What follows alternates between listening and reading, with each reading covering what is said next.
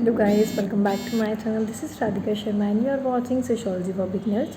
So today we are left with only one topic that is हमारे max weber. तो जल्दी से चलिए कर लेते हैं बिकॉज आपके पेपर्स आने वाले हैं. तो इन दिस वीडियो वेबर जो है ब्यूरोक्रेसी जो है वो मैंने कंप्लीट कर दी है. Please have a look. So guys, जैसे कि आपको पता है हम चैप्टर 9 पढ़ रहे थे अभी तक, इंट्रोड्यूसिंग वेस्टर्न सोशोलॉजिस्ट, जिसमें हमने age of enlightenment, French revolution ये सब पढ़ लिया है. मेन हमारे वेस्टर्न थिंकर जो हैं Karl Marx, we have studied covered. Emmanuel Durkheim, division of labour we have covered, and now we are left with only major works of Max Weber. And one of the major work which we mostly talk about is the work of bureaucracy, जो हम जिस पे ज़्यादा हम ध्यान देंगे.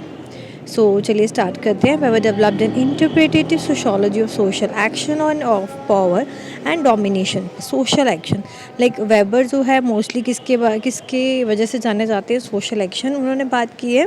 ये according to Max Weber, social action is that action which have any meaning to society. Like if I do any action, ठीक है, बट अलूफ मतलब अकेले में अगर मैं करूँ, इंडिविजुअली कोई एक्शन करूँ एंड उसका मेरे सामने वाले पे, या जैसे अभी मैं आप कोई एक्शन कर रही हूँ, like I am trying to make you understand this, है ना. तो अभी इससे आप समझ रहे हैं, that means I am also doing a social action. So जैसे क्लास में एक टीचर है for example, whenever she try to control the class, so she taps on the desk or on the हम lecture stand हम बोल सकते हैं. तो उस पे क्या है, उस एक्शन का मतलब क्या है, बच्चों को चुप करके बैठना एंड लिसन टू मैम, है ना.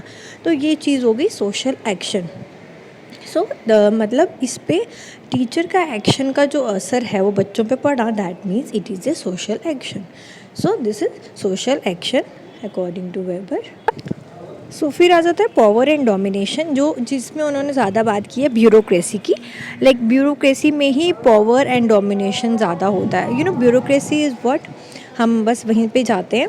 ब्यूरोक्रेसी इज़ एनी ऑर्गेनाइजेशन, जब किसी ऑर्गेनाइज तरीके से कोई बंदा, जैसे ब्यूरोक्रेट कोई भी हम बोलते हैं, किसी भी पर्टिकुलर ऑर्गेनाइजेशन को, कोई गवर्नमेंट ऑर्गेनाइजेशन आप ले सकते हैं, जैसे एक पुलिस स्टेशन के एग्जांपल आप ले सकते हैं, वो भी एक गवर्नमेंट ऑर्गेनाइजेशन है. या और कोई भी, जैसे आप देख सकते हैं कि गवर्नमेंट में कैसे काम होता है, गवर्नमेंट ऑफिशियल्स होते हैं, किसी भी पर्टिकुलर ऑर्गेनाइजेशन के बारे में आप देख सकते हैं. उसमें क्या होता है, एक पर्टिकुलर इंसान को जो वहाँ पे काम करता है, उस पर्टिकुलर पर्सन को बोलते हैं, जो भी ऑफिशियल्स वहाँ पे काम करते हैं उनको बोलते हैं ब्यूरोक्रेट्स, ठीक है. So why they are called so bureaucracy, because in bureaucracy they are already, मतलब उनको बताया जाता है कि उन्होंने क्या काम करना है और कैसे करना है. They have some written rules and regulation, they have some duties to do, or they can do only that, and they cannot exercise their own power on the people. So this is how bureaucracy works and bureaucrats work. So अब हम पहले ये थोड़ा सा कर लेते हैं अपना finish. According to Weber, the process of rationalization in modern society has relationship of the various religions of the world. कि रैशनलाइजेशन अगर हम मॉडर्न, हाँ ये भी इन्होंने बात किया, Protestant ethic and the spirit of capitalism, ठीक है. इसमें भी इन्होंने थोड़ा सा बोला है कि किस तरह से जो मॉडर्न सोसाइटी है, rationalization in modern society. Rationalization mean to think scientifically, ठीक है, टू थिंक रैशनली. तो कहते हैं कि मॉडर्न सोसाइटी में जो रैशनलाइजेशन है उसका एक रिलेशनशिप है किसका, various religions of the world. जैसे इसमें किस रिलीजन की बात की है, क्रिश्चियनिटी की. क्रिश्चियनिटी में क्या है कि एक अगर आपने पढ़ा भी होगा, क्रिश्चियनिटी वेस्टर्न सोसाइटीज़ में ज़्यादा होता है. वेस्टर्न सोसाइटी में क्रिश्चियनिटी ही फॉलो होता है. तो उसमें भी जैसे टू अलग अलग वो होते हैं, डिवीज़न होती है. तो उसके अकॉर्डिंगली ही इन्होंने ये बताने की कोशिश की है. बट आपको इतना डीप में जाने की ज़रूरत नहीं है अभी. You just have to understand, because आपको सिर्फ ब्यूरोक्रेसी ही आएगा जो आपको पेपर से रिलेटेड पढ़ना है, and for your understanding also. So इसमें यही है कि कैसे वो रिलीजन, कोई भी रिलीजन जो है वो हमें हेल्प करता है. प्रोटेस्टेंट एथिक में उन्होंने यही कहा है कि कैसे जो प्रोटेस्टेंट्स हैं वो काम करते हैं, एंड उस मतलब उनके एथिक्स के हैं, अकॉर्डिंग टू देयर रिलीजन उनके एथिक्स हैं कि उनको ज़्यादा काम करना है, सो दैट उनको जो है ऊपर गॉड के घर में जो है बाद में आफ्टर देयर डेथ उनको वहाँ पे जगह मिल सके और अच्छी, जैसे हम बोलते हैं ना कि आप अच्छा काम करोगे तो आपको स्वर्ग मिलेगा एंड हेवन में जाओगे, ये सब। तो this is all according to Weber. कैसे रैशनलाइजेशन जो वेस्टर्न सोसाइटी, वहाँ पे भी ऐसा ही होता है कि अगर आप कुछ अच्छा करो, कुछ काम करोगे, तो अगर काम करेगा हर एक इंसान तो obviously it will lead to capitalism. उनके लिए तो वही है ना, कैपिटलिज्म इज जब हम प्रॉफिट अर्न करते हैं। I hope you can relate that कि कैसे रैशनलाइजेशन हेल्प करती है, क्योंकि अगर हम इस कोई भी रिलीजन को इस तरह से लेंगे कि हमें क्या करना है, अपना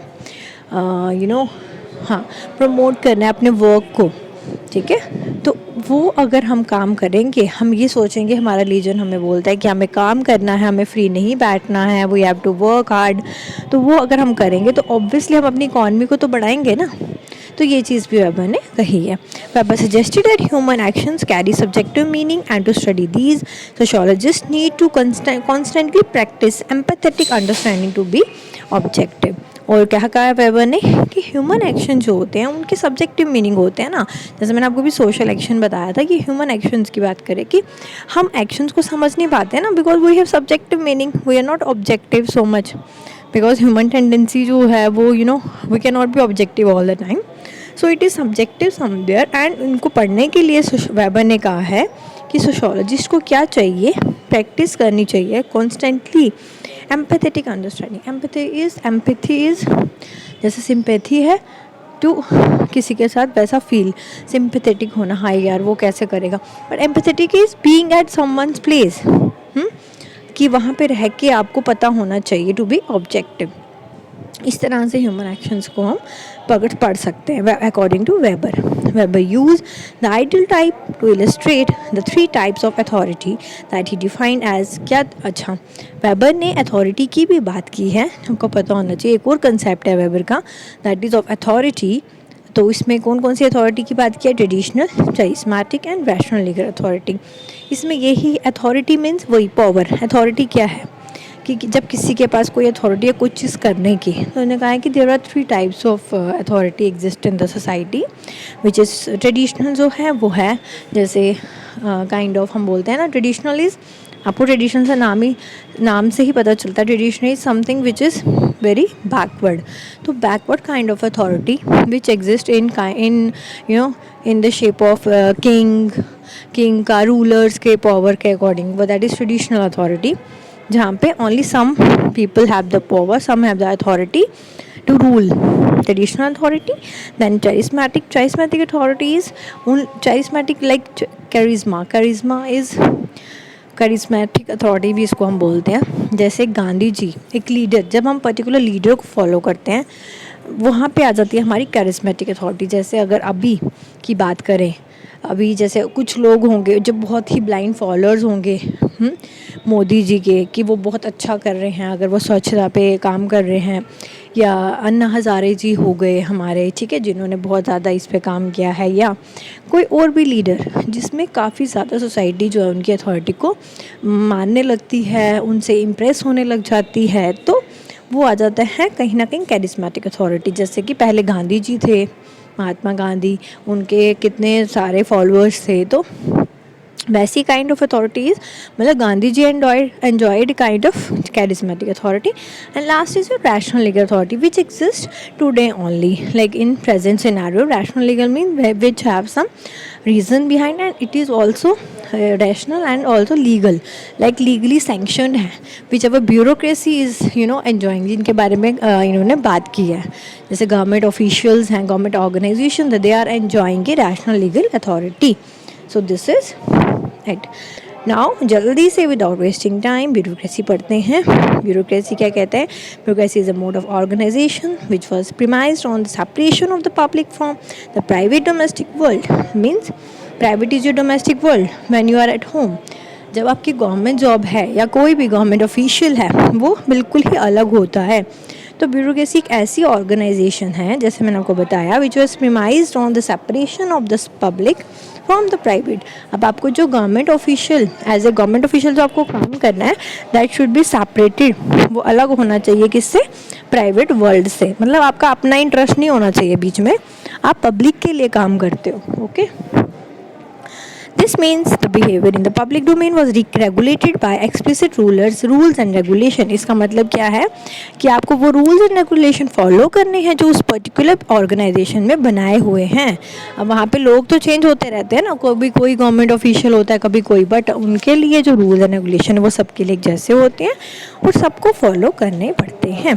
as a public institution bureaucracy restricted the, मैंने आपको बोला ना, it is a government organisation और इंस्टीट्यूशन, इसलिए हम इसको पब्लिक बोलते हैं. Bureaucracy restricted the power of the official, इनका जो इसीलिए जो उनका पावर है गवर्नमेंट ऑफिशियल्स का वो रिस्ट्रिक्ट हो जाता है in regard to their responsibilities and did not provide absolute power to them. उनको एब्सोल्यूट पावर नहीं होता. For example you will take the example of police station. Police station में जो पुलिस ऑफिसर है, ही इज़ ऑल्सो और she is also not permitted to do anything.